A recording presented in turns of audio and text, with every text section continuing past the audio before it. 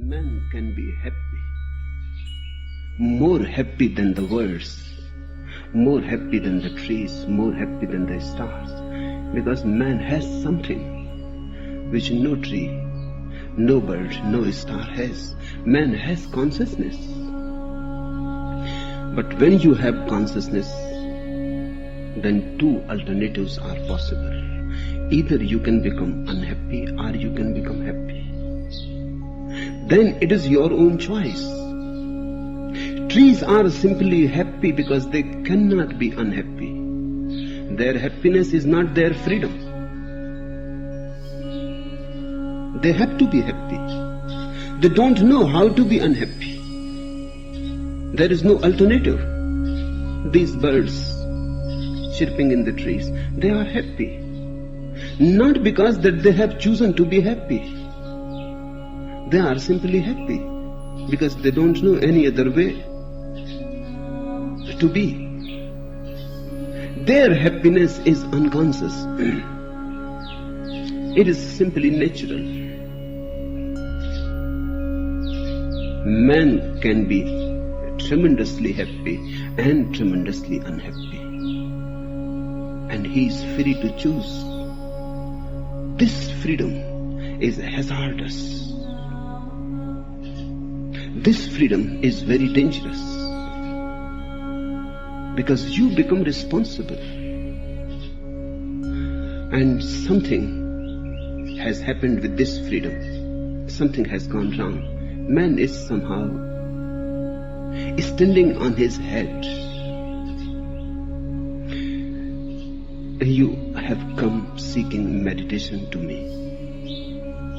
Meditation is needed only because you have not chosen to be happy.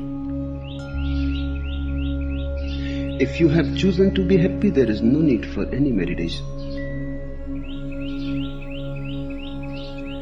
Meditation is medicinal. If you are ill, then the medicine is needed. Buddhas don't need meditation. Once you have started choosing happiness, once you have decided that you have to be happy, then no meditation is needed. Then meditation starts happening on its own accord. Meditation is a function of being happy. Meditation follows a happy man like a shadow. Wherever he goes, whatsoever he is doing, he is meditative. He is intensely concentrated.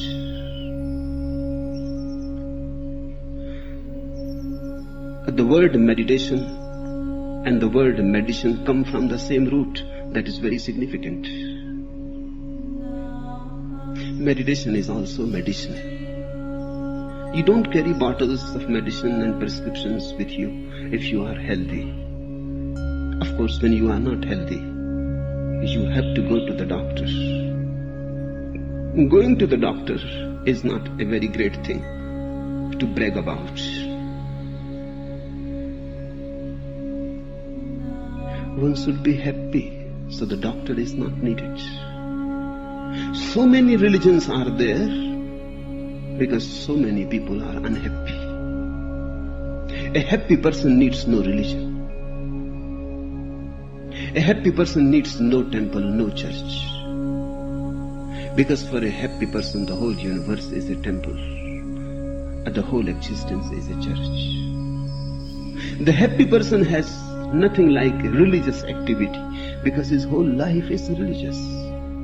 Whatsoever you do with happiness is a prayer. Your work becomes worship. Your very breathing has intense splendor to it, a grace. Not that you constantly repeat the name of God. Only foolish people do that. Because God has no name, and by repeating some assumed name, you simply dull your own mind. By repeating His name, you are not going to go anywhere. A happy man simply comes to see God is everywhere. You need happy eyes to see Him. What has gone wrong? I have heard about a man who became very famous in Germany. Even today his statues are there. And some squares and some streets are still named after him. His name was Dr. Daniel Gottlieb Schreiber. He was the real founder of fascism. He died in 1861. But he created the situation for Adolf Hitler to come. Of course, unknowingly.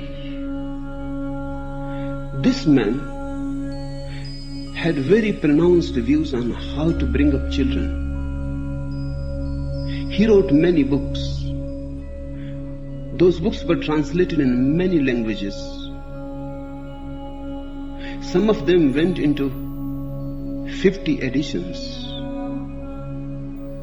His books were loved tremendously, respected tremendously, because his views were not exceptional. His views were very common. He was saying things which everybody has believed down the centuries. He was the spokesman for the ordinary mind, the mediocre mind. Hundreds of clubs and societies were set to perpetuate his thoughts, his ideas. And when he died, many statues were installed. Many streets around the world were named after him. He believed in disciplining children from the time they were 6 months old. Because he said, if you don't discipline a child when he is 6 months old, you will miss the real opportunity of disciplining him. When a child is very tender and soft, unaware of the ways of the world, make a deep imprint, then he will always follow that imprint. And he will not even be aware that he is being manipulated. He will think he is doing all this of his own will. Because when a child is 6 months old, he has no will yet. The will come later on. And the discipline will come first, then the will. So the will always think this is my own idea. This is corrupting a child. But all the religions of the world, and all the demagogues, and all the dictatorial people of the world, and all the so-called gurus and the priests, they all had believed in doing this. This seems to be the basic cause why man is unhappy. Because no man is moving freely. No man is sensing, groping his path with his own consciousness. He has been corrupted at the very root. But he called it discipline, as all parents call it. He believed in disciplining children from the time they were 6 months old in such a way that they would never after question their parents and yet believe that they were acting of their own free will. He wrote that on the first appearance of self-will, one has to stop it immediately, kill it immediately. When you see the child becoming a person, an individual, you have to destroy the first ray of his individuality immediately. Not a single moment should be lost. When the first appearance of self-will is noticed, one has to step forward in a positive manner. Stern words, threatening gestures, rapping against the bed, bodily admonishments, consistently repeated until the child calms down or falls asleep. This treatment was needed only once or twice or at the most thrice, the doctor told to people. Make the child so afraid shake him to his very roots. And those roots are very tender, yet a 6-month-old child. Threaten him with gestures, with deep hatred, enmity in your eyes, as if you are going to destroy the child himself. Make it clear to the child that either he can live or his self-will. Both cannot be allowed to live. If he wants his self-will, then he will have to die. Once the child comes to know that he can live only at the cost of self-will, he will drop his self-will and he will choose survival. That's natural. Survival one has to choose first. Everything else comes secondary.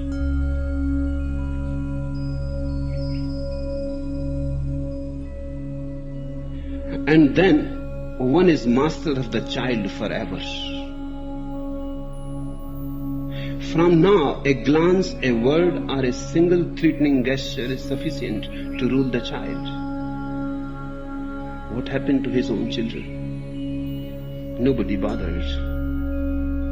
Everybody liked the idea. Parents all over the world became very enthusiastic, and everybody started trying to discipline their children. And that's how, according to Sreber, the whole Germany was disciplined. That paved the way for Adolf Hitler. Such a beautiful country, intelligent, became a victim of a fool who was almost mad, and he ruled the whole country. How it was possible? It is still a question which has not been answered. How he could rule so many intelligent people so easily with such foolish ideas? These people were trained to believe. These people were trained not to be individuals. These people were trained always to remain in discipline. These people were trained that obedience is the greatest virtue. It is not. Sometimes it is disobedience which is the greatest virtue. Sometimes, of course, it is obedience. But the choice has to be yours. You have consciously to choose whether to obey or not to obey. That means you have consciously to remain the master in every situation, whether you obey or you disobey. What happened to his own children? Just now, the whole history of his children has come into light. One of his daughters was melancholic, and her doctor suggested putting her in a mad asylum. One of his sons suffered a nervous breakdown and was institutionalized. He recovered, but 8 years later had a relapse and died in a madhouse. Another of his son went mad and committed suicide. And the autopsies of both the sons proved that there was nothing wrong physically with their brain. Still, both went mad. One died in a madhouse, another committed suicide. What happened? Physically, their brain was perfect, but psychologically, they were damaged. This mad father damaged all of his children. And that is what has happened to the whole humanity. Down the centuries, parents have been destroying people. They were destroyed by their parents, and so on and so forth. It seems a chronic state. Your parents were not happy. Whatsoever they knew made them only more unhappy and more unhappy, and they trained you for it. And they have made a replica of themselves in you. Arthur Koestler has coined a beautiful word for this whole nonsense. He calls it Bapu-cracy. Bapu means father. It is an Indian term. Indians used to call Mahatma Gandhi Bapu. This word Bapu-cracy is perfect. India suffers more than any other country from Bapu-cracy. The Indian leadership is still suffering from their Bapu, Mahatma Gandhi.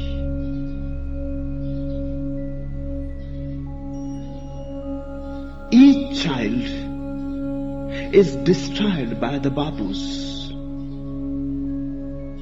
Of course, they were destroyed by their Bapus. So I am not saying that it is their responsibility.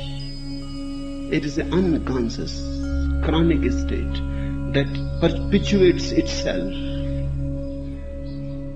So there is no need of complaining against your parents. That is not going to help. The day you understand, you have to consciously drop it and come out of it. Be an individual if you want to be happy. If you want to be happy, then start choosing on your own. There are many times you will have to be disobedient. Be. There are many times you will have to be rebellious. Be. There is no disrespect implied in it. Be respectful to your parents. But remember that your deepest responsibility is towards your own being. Everybody is dragged and manipulated. So nobody knows what is one's destiny. What really you always wanted to do, you have forgotten. And how you can be happy. Somebody who could have been a poet is just a money lender. Somebody who could have been a painter is a doctor.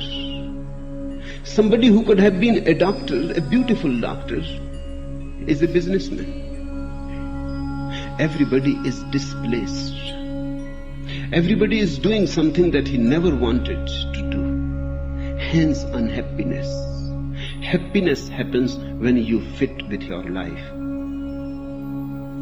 When you fit so harmoniously that whatsoever you are doing is your joy. Then suddenly you will come to know meditation follows you. If you love the work that you are doing, if you love the way you are living, then you are meditative. Then nothing distracts you. When things distract you, that's simply so that you are not really interested in those things. A real person takes the courage to move with things that make him happy. If he remains poor, he remains poor. He has no complaint about it. He has no grudge. He says, I have chosen my way. I have chosen the cuckoos and the butterflies and the flowers. I cannot be rich. That's okay. But I am rich because I am happy. This type of man will never need any method to concentrate, because there is no need. He is in a concentration. His concentration is spread all over his life. 24 hours he is in a concentration. Man has gone completely topsy-turvy. You forget the intrinsic values of your life, your happiness, your joy, your delight. You always choose something of the outside and you bargain with something of the inside. You lose the within and you gain the without. But what you are going to do, even if you get the whole world at your feet and you have lost yourself, even if you have conquered all the riches of the world, and you have lost your own inner treasure, what you are going to do with it? This is the misery. If you can learn one thing with me, then that one thing is to be alert, aware about your own inner motives, about your own inner destiny. Never lose sight of it, otherwise you will be unhappy. And when you are unhappy, then people say, meditate and you will become happy. They say, concentrate and you will become happy. Pray and you will become happy. Go to the temple, be religious, be a Christian or a Hindu, and you will be happy. This is all nonsense. Be happy and meditation will follow. Be happy and religion will follow. Happiness is a basic condition. With me, happiness comes first. Joy comes first. A celebrating attitude comes first. A life-affirming philosophy comes first. Enjoy. If you cannot enjoy your work, change. Don't wait. Because all the time that you are waiting for Godot. Godot is never to come.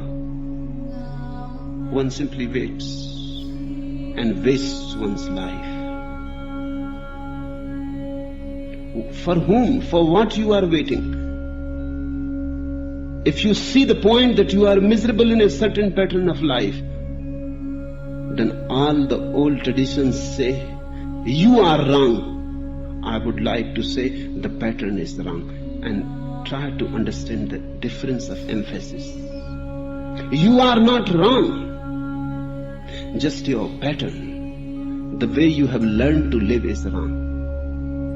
The motivations that you have learned and accepted as yours are not yours. They don't fulfill your destiny. They go against your grain. They go against your element. Nobody else can decide for you. All their commandments, all their orders, all their moralities are just to kill you. You have to decide for yourself. You have to take your life in your own hands. Otherwise, life goes on knocking at your door and you are never there. You are always somewhere else. If you were going to be a dancer, life comes from that door because life thinks you must be a dancer by now. It knocks there, but you are not there. You are a banker. And how life is expected to know that you will be a banker. God comes to you the way He wanted you to be. He knows only that address, but you are never found there. You are somewhere else, hiding in somebody else's mask, in somebody else's garb, under somebody else's name. How you expect God to find you? He goes on searching for you. He knows your name, but you have forgotten that name. He knows your address, but you never looked at that address. You allowed the world to distract you. God can find you only in one way, and that is your inner flowering, as He wanted you to be. Unless you find your spontaneity, unless you find your element, you cannot be happy. And if you cannot be happy, you cannot be meditative. Why this idea arose into people's mind that meditation brings happiness? In fact, wherever they found a happy person, they always found a meditative mind. Both things got associated.